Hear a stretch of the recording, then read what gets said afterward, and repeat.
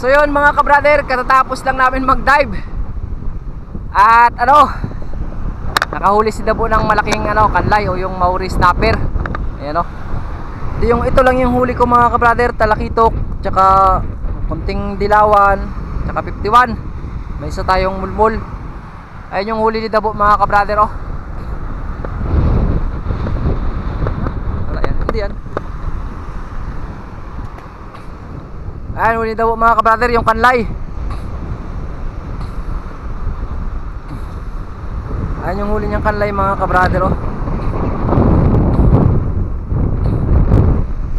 Ito yung kanlay na malaki mga ka-brother. Siguro mga 5 kilo or 4 na kilo yan. Jackpot laki. Tapos meron siyang uling barangon. Hindi tayo nakadali ng barangon mga ka-brother. One shot, 2 kill. One shot, 2 kill mga ka-brother. Yan. May dinali tayong banahan mga ka-brother. Kaso naman ay hindi natin tinamaan. Ewan pa sa nangyari sa pana natin. Hindi na nakuna ng video. Ayun mga ka-brother At maraming salamat mga ka-brother sa suporta nyo. Panoorin nyo na lang to ka-brother kung paano nadali ni Dabo. Sige naman at bye bye. Alam. So yun mga idol isang magandang umaga sa atin mga idol. At ito yung talakitok mga idol. Malabo ang dagat talaga idol. Yan. Medyo sobrang labo na talaga. Hindi medyo labong labo. Sobrang labo talaga yan. Bahagya lang ang nakikita pero nakakahuli pa rin tayo mga ka-brother gawa ng dadaan natin sa tiyaga mga ka-brother. Bali nga pala ka-brother pagpanak ko pala niyan ka-brother, doon pala sa unahan niyan ay may kanlay sa may gulong o yung Maori snapper. Yan, pagsisid pala ni Dabo ka-brother ay nadali niya pala yung kanlay diyan ka-brother. Hindi ko napansin ka-brother malabo talaga yung camera ko ka-brother, nag moist pala yung loob niya kaya hindi ko napansin mga ka-brother.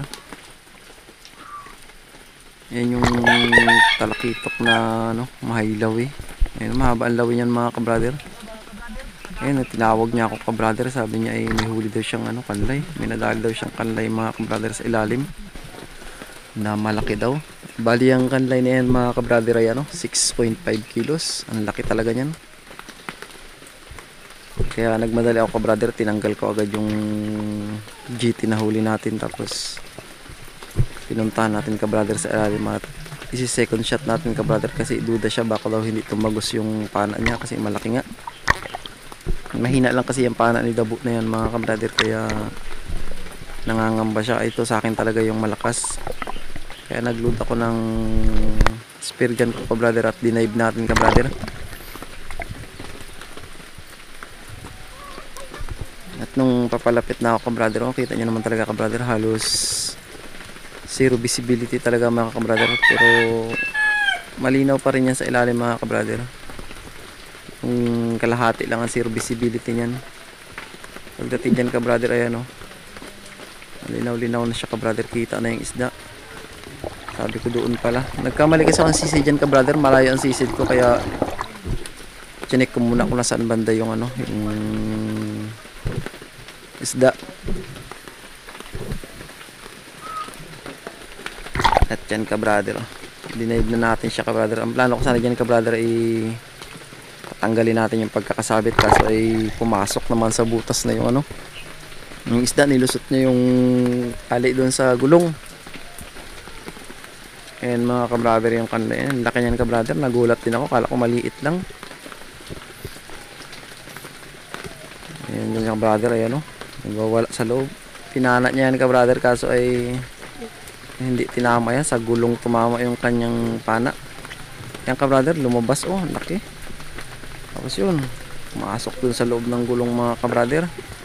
Wala na talaga niyang makita ka-brother, kaya nung napansin ko yung tiyan niya yun, binira ko na sa parting tiyan para masecure lang namin yung fish mga ka-brother. At lumutang muna tayo ka-brother at naghanap ng kumuha ng hangin para makahinga tayo ng maayos. Ayun tuntuan niya si Dabo ka-brother, gawa ng laki niyang isda na yan ka-brother. Bali nabibili itong isda ng tugan sa amin ka-brother ay nabibili ng 150 pesos per kilo. Kaya 6.5 yan ka-brother, kaya medyo malaki-laking pera na rin yan ka-brother para sa amin. Ayan kabrader, at stay tuned lang kayo kabrader at panoorin nyo kung paano namin na secure ng maayos yung isda na yan mga kabrader.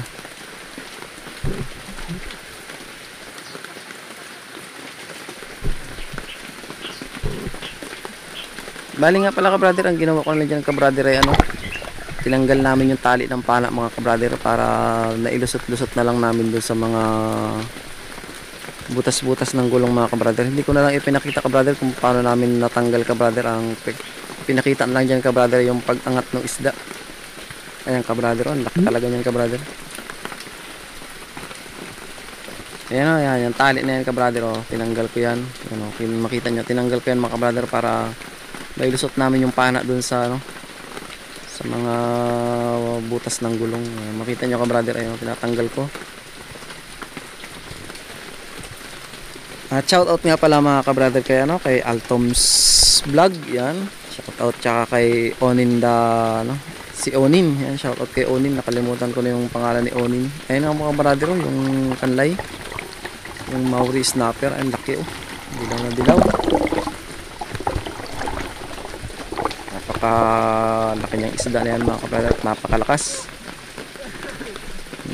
Hindi dabo kabrader. Laki niyan kabrader oh. Itataas ko rin yan kabrader at gawa ng, alam niyo naman kabrader, madalang tayo makahuli ng mga ganitong malalaking isda. Marami na kaming nahuling malalaking isda ganito kabrader, kaso ay madalang din talaga kami makahuli nga. Kaya natutuwa talaga kami mga kabrader pag nakakahuli kami ng mga ganitong kalalaking isda. Bali, ang tama ng pana niya kabrader ay maganda rin naman pala, tumagos pala. At dito kabrader nga, yung pagtapos namin ma-capture yung isda na yun ay naghanap ulit kami ng target dito sa Bahura. Ayan o, ang target natin ngayon kabrader ay isang ano, yung singsingan. Yung 51 kung tawagin dito sa amin mga kabrader. Ayan o, 2 piraso yan kabrader, medyo mailap. Kaya nung ayaw talaga lumapit kabrader, ay pinahabulan ko na lang siya kabrader. Ay, inigkasan ko na lang kahit malayo. Yun. At sa awa naman ng Diyos kabrader ay tinamaan naman, kaso ay alanganin ng tama na spine shot lang siya kabrader, na tinamaan lang yung buto niya kaya hindi na siya nakapalag. Pero kung di tinamaan yung buto niya kabrader ay siguradong alpas yan. Kasi kung mapansin nyo kabrader ay ano, dulo lang ng pana yung tumusok mga kabrader, hindi lumasot. Kaya makakaalpas yan kabrader kung hindi siya na spine shot. Malapad yan kabrader, siguro mga kalahating kilo. Kaya kinuha na natin talaga at napakasarap pang ihaw kasi yan. At dito kabrader oh, tinawag ako ni Dabo. Sabi niya nakadali daw siya ng rabbit fish na 1 shot 2 kill. Ayan. Tuwan-tuwa siya kabrader at sinisid natin kabrader. Medyo malabo pa talaga kabrader kaya hindi kayo makagawi dun sa malalim. Nasa malalim yung mga malagagandang isda talaga kabrader. Dito ay mababaw lang kasi. Ito yung tira-tira ng mga kabrader ng mga namamana. Yan kabrader oh. Yung rabbit fish na yan na ano, 1 shot 2 kill. Bali nga pala kabrader ay huwag yung gagayahin itong ginagawa ko kabrader. Gawa ng pumapasok talaga ako sa mga butas-butas mga kabrader. Ayan o. Ayan. Yan mga kabrader, pag angat namin ng isda na yan mga kabrader ay umuwi na kami kabrader. Gawa ng malabo talaga mga kabrader. At yun nga kabrader, at salamat na lang sa inyong suporta at sa inyong panonood. At mag-ingat lagi kayo mga kabrader sa inyong ginagawa, lalo sa inyong pagdadive at sa inyong paghahanap buhay. Paano mga kabrader, hanggang dito na lang muli at pansamantala kami magpapaalam sa ngayon. At so yun naman na mga kabrader, paalam na. Bye bye.